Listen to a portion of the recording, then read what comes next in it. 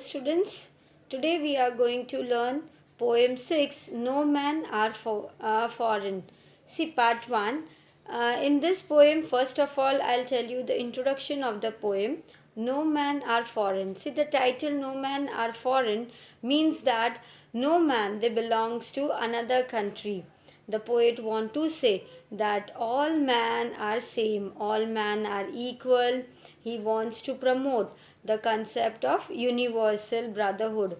And in this poem, he tells that he wants to say that everyone in this world is same, and all the people, all the men, they all are same, and they eat, they live, they die in the same way only. There is no difference. So all men are foreign. See, all men are equal. See, everywhere, everyone gets the bounties of natures like sunshine, land, etc., all in a equal measure. And we can also say that this is a peace poem based on peace. So let us begin with the poem 6 No Men Are Foreign.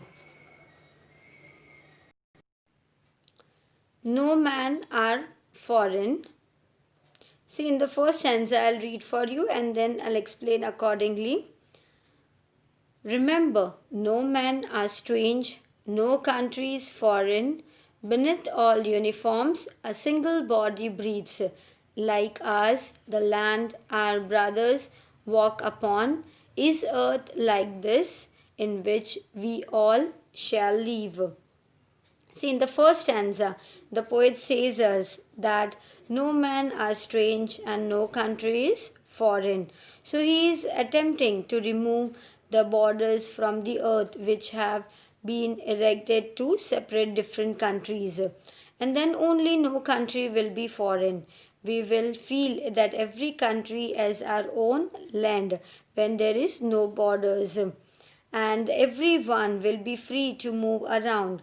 The poet wants to say that the entire earth is one, and all the people who live on this earth, they belong to one human race. And then he says that inside the uniform worn by soldiers of different countries, the human being is the same. See, they wear the different uniform, but the person is same. Human being is same. God has made all of us in a similar way. All breathe in the same way. Then he says that all the soldiers are our brothers. We all walk upon the same Mother Earth, and upon our death shall lie in the grave in the same earth. The second stanza, they too aware of sun and air and water are fed by peace, peaceful harvest, by war's long winter starved. Their hands are ours, and in their lines we read a labor not different from our own.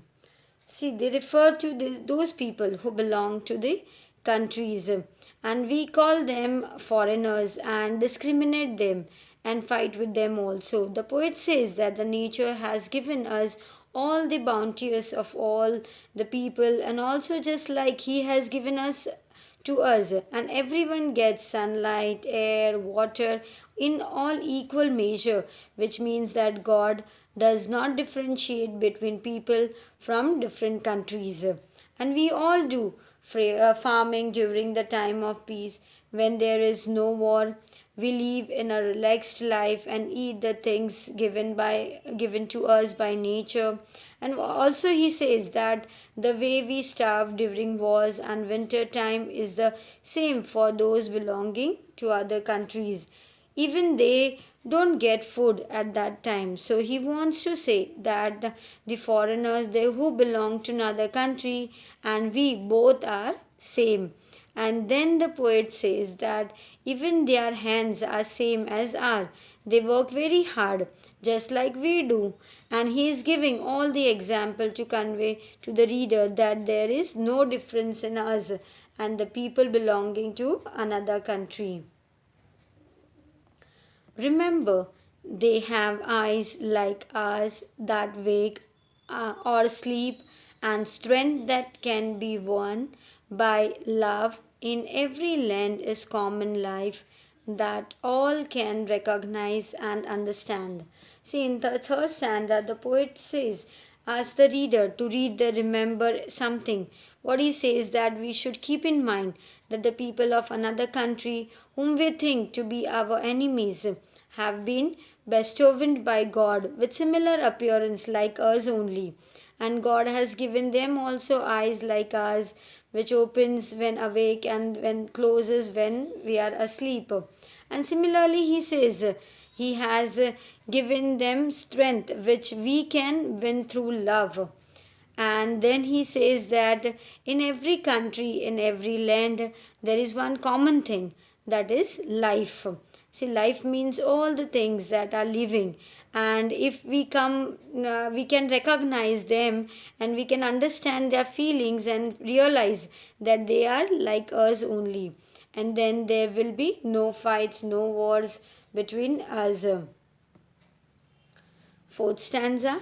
Let us remember, whenever we are told to hate our brothers, it is ourselves that we shall dispossess, betray, condemn.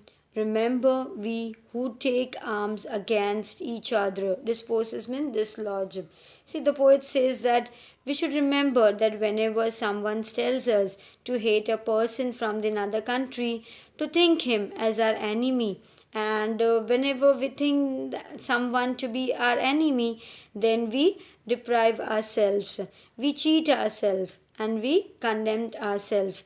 See, we says that he says what, that we should stay away from such negativity, and we should not consider anyone to be our enemy. During a war, both the parties must bear the loss, and that is why the poet says that war is not in our favor.